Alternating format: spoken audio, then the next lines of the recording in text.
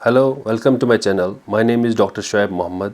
Today we'll discuss about the Shawl Baaf revolt of 1865 in Kashmir. We must all know that it was an early labor uprising against exploitation in colonial Kashmir, particularly during Dogra period. So first of all, we'll discuss the background of this issue, that who the Shawl Baafs were and what was this issue all about. So Shawl Baafs was a local term. It's a local term used for shawl weavers in Kashmir. ठीक है, shawl weavers को shawl baafs बोलते थे. In the mid-19th century, as we all know, Kashmiri shawl industry was popular worldwide. It was famous worldwide, particularly the Kashmiri handicrafts and the Kashmiri weaving. जो shawls थे, shawl weaver जो थे, जो shawls बनाते थे, ये शॉल्स बहुत ही मशहूर थे दुनिया में, अलग अलग कंट्रीज़ में. Specially the elite class used to buy these shawls. Approx ये इंडस्ट्री छोटी नहीं थी. Approx 1,25,000 artisans were employed in this shawl making industry in Kashmir. But the issue with this industry was that the shawl weavers, the laborers who were working in this industry, used to face ill treatment from the government, from the side of government, particularly from the Dogra rule. तो यहाँ पे देखिए आप, they faced harsh conditions under Dogra rule. इनको क्या face करना पड़ता था? First of all heavy taxation, जिसको दाग शॉल टैक्स भी कहते हैं. ये टर्म याद रखिएगा. दाग शॉल टैक्स जो है एक वीवर को भरना पड़ता था टूवर्ड्स गवर्नमेंट, और ये पर ईयर 49 रुपीज़, इसको 49 रुपीज़ पर ईयर एक वीवर को, सिंगल वीवर को भरना पड़ता था गवर्नमेंट को. And on the other side there was limited wages provided to these weavers. It was only ₹7 per month, which was an average income of a single weaver. एक weaver को 7 रुपये जो है तनख्वाह मिलती थी महीने भर की, और पूरे साल के लिए उसको 49 रुपीज़ जो है टैक्स भरना पड़ता था. Not only this, there was no freedom to protest and no freedom to change the profession.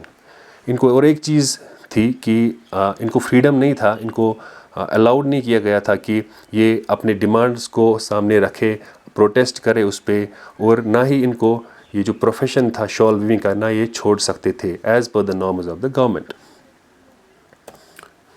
सो अगर हम इन कॉजेज़ को समराइज़ करेंगे तो we'll get 5 main causes which led to the revolt, which is called the Shawl Baaf revolt. Number 1, excessive taxation by the Dogra regime, as we already discussed. Second thing was that arbitrary tax which was collected by Raj Kakdar. Raj Kakdar was an official in the Dogra rule who used to collect extra taxes from these weavers. Or third thing was that there was exploitative working conditions of these weavers in this industry. They had to work for more than 8 to 10 hours in average. And fourth point is that they were not allowed to leave the profession, as I already discussed. इनको जो है ये काम छोड़ नहीं सकते थे, ये allow नहीं था. Right? This was one of the worst conditions that these weavers were facing. And finally, they had no right to protest and protection, and there was no protection for artisans from the side of government. तो ये issues जो थे face कर रहे थे ये shawl weavers industry, shawl weaving industry में, which led to this revolt. अब हम रिवोल्ट को पढ़ते हैं कि कैसे हुआ है. First of all you must know that there were some important leaders of the revolt, जिनको याद रखेगा. ये वो लीडर्स हैं जिन लोगों ने मोटिवेट किया शॉल वीवर्स को, ठीक है, to led a peaceful protest against the government in Srinagar city. Right. First of all Rasool Sheikh, Ali Pal, Abdul Quddus and Sona Shah, ये जो लीडर्स थे, these leaders motivated shawl weavers to manage a peaceful procession in Srinagar, in the heart of city, and they demanded the abolition of unjust taxation. जो इन पे heavy taxation लगाती थी, इसको abolish किया जाए. But an untold incident happened during this protest, which is known as Zaldagar massacre. क्या हुआ कि जब ये पीसफुल प्रोटेस्ट निकाला गया इन जलडागर एरिया ऑफ श्रीनगर, हबा कदल साइड से है ये, इन श्रीनगर सिटी, जो डोगरा ट्रूप्स थे, the Dogra troops under colonial Bijoy Singh, ये आप याद रखिएगा, Bijoy Singh, colonial Bijoy Singh opened fire on the unarmed shawl weaver shawl viewers इन श्रीनगर। ये जो प्रोटेस्टर्स थे इन पे जो है अंधाधुन जो है गोलियां चलाई डोगरा ट्रूप्स ने on the orders of colonial Bijoy Singh. और इसमें क्या हुआ कि at least 28 shawl weavers while killed and over 100 were injured while many drowned in Kotekul stream also known as Haji Rathirsam Bridge while fleeing। 28 shawl weaver जो है on the spot मारे गए and over hundreds were injured in this massacre। और एक जो नदी हुआ करती थी, एक ब्रिज है जो हाजी रथिरसम ब्रिज है श्रीनगर में, कुछ लोगों ने उसमें छलांगे मार के अपनी जो है जान बचाने की कोशिश की। It was totally a brutal repression of a peaceful labour protest. तो इस इंसिडेंट के बाद क्या होता है कि what were the results, what was the aftermath of this incident, that there was a massive migration was seen in Srinagar city। About 4,000 weavers fled to Punjab and nearby areas। कम से कम 4,000 viewers जो थे, they left the station, they left this industry and fled to Punjab to save their lives and went for doing new jobs। And they also migrated to the nearby areas in Punjab।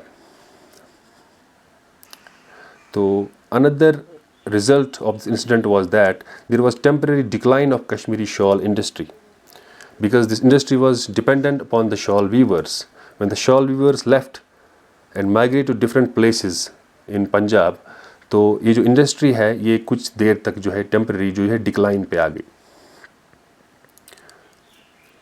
Harsh punishment for protest leaders who later died in jail. जो leaders इनको support करते थे, particularly रसूल शेख, जो मैंने already बताया आपको, रसूल शेख, अली पाल, अब्दुल कुदूस, सोना शाह, ये जो लीडर्स थे ये जो है इनको जेल लिया गया। They were arrested and later on they died in jail. This incident sparked awareness of labour injustice under feudal rule. ये जो इंसिडेंट है ये बयां करता है, it makes us aware about the labour injustice which was done under the Dogra rule, a feudal rule during the time। So this incident has significance and importance in history। It was one of the earliest organized labor movements in South Asia। ये सबसे पहली एक organized labor movement मानी जाती है south Asia में। It predated Chicago May Day labor protests। Chicago May Day labour protests 1886 जो है कि शिकागो में हुआ था। वहाँ पे जो लेबर्स थे उनको एटलीस्ट 11 to 12 to 14 आवर्स तक काम करना पड़ता इंडस्ट्री में, जिसकी वजह से वो लोग भी इसी तरह प्रोटेस्ट पे आ गए थे।